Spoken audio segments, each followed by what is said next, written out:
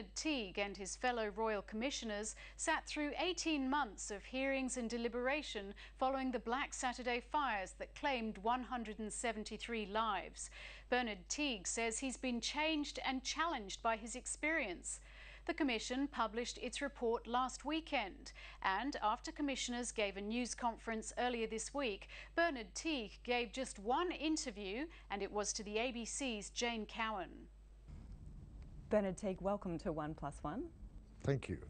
It seemed to me that one of the almost breakthrough moments in the hearings was when the American crisis management expert made the point that the hope that people will do something like leave early isn't a policy, it's just that, a hope. I think that over a number of different areas, pulling it all together, it was still appropriate to say that the notion of defending on most days, but not the equivalent of the Black Saturdays, was an appropriate option.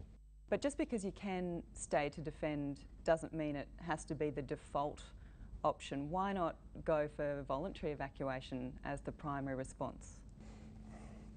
Because on most days, it will be sensible for the people who really prepare, who know the bush scene, to stay and defend and do it well.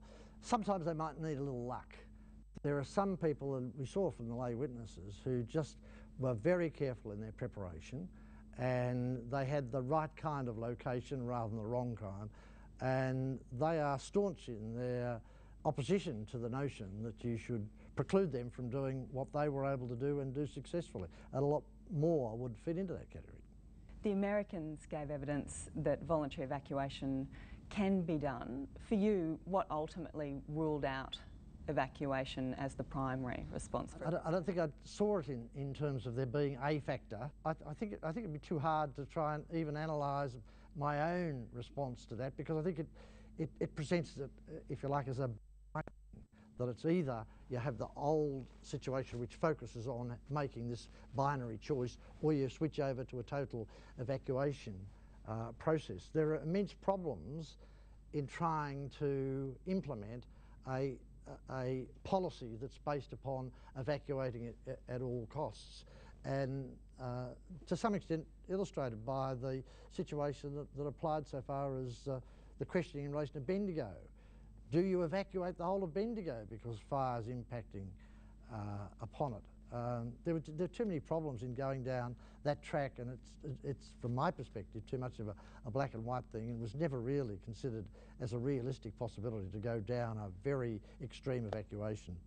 You've said that you're now more of a wait and see person than you were at the start of this process, but if Black Saturday has shown anything, it's that waiting to see was a pretty fast way to get into trouble. So it's the qualification that I made that's very important, not on a day that is in that code red category. And the sensible thing from my perspective would be to have the radio on, to have the scanner on, to be outside looking at the sky, to be outside smelling, to have the computer that I'd check on all the time to find out if anything is happening. But I'd also have the car ready to drive 2 minutes to the closest open field, and I'd sit there with the air conditioning and watch it on. You talk about it being important for people to make sure they've got batteries in their radio and to be aware of their environment, but none of that would have helped on Black Saturday, though, would it? Because you turn your radio on and the warnings in many cases weren't there to be heard. Yes, I know, but I would have got a map out. So many people said, we were in Kinglake or wherever, the fire was started at East Kilmore, that's a long way away.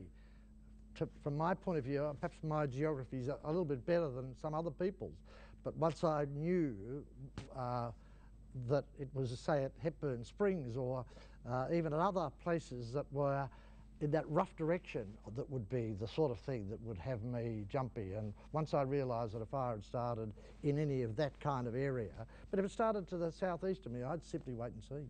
I'm curious why you choose to emphasise individuals needing to take responsibility when your investigations have shown that it was overwhelmingly the system that failed.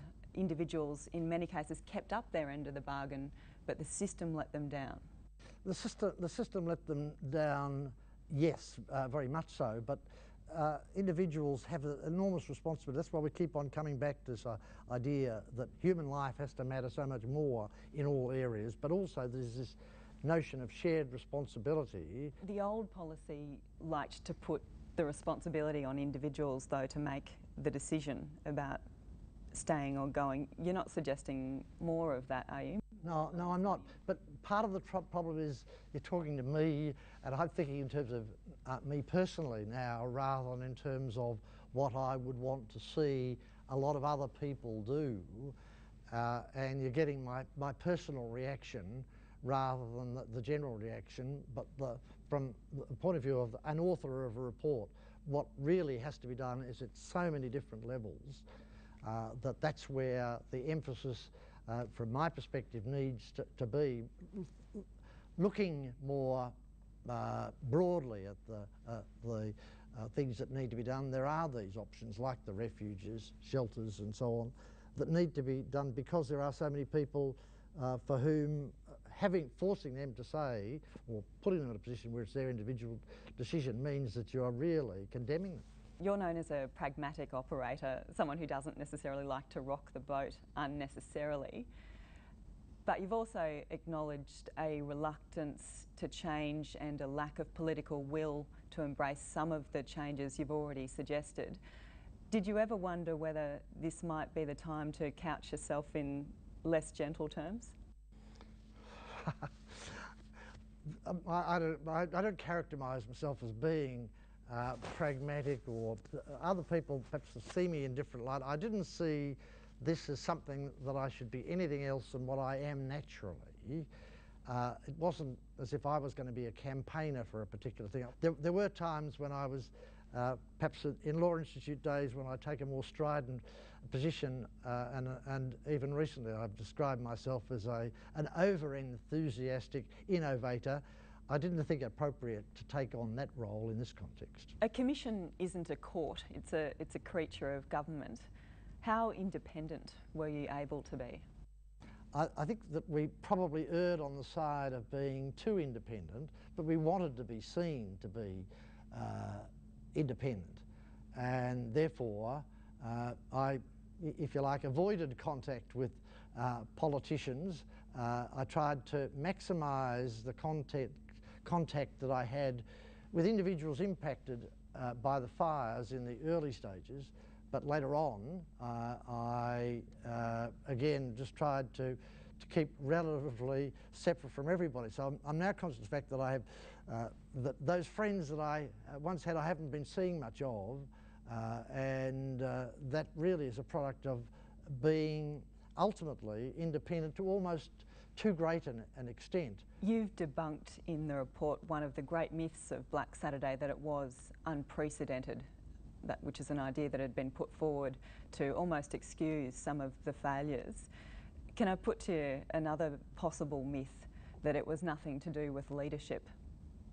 Do you subscribe to that idea?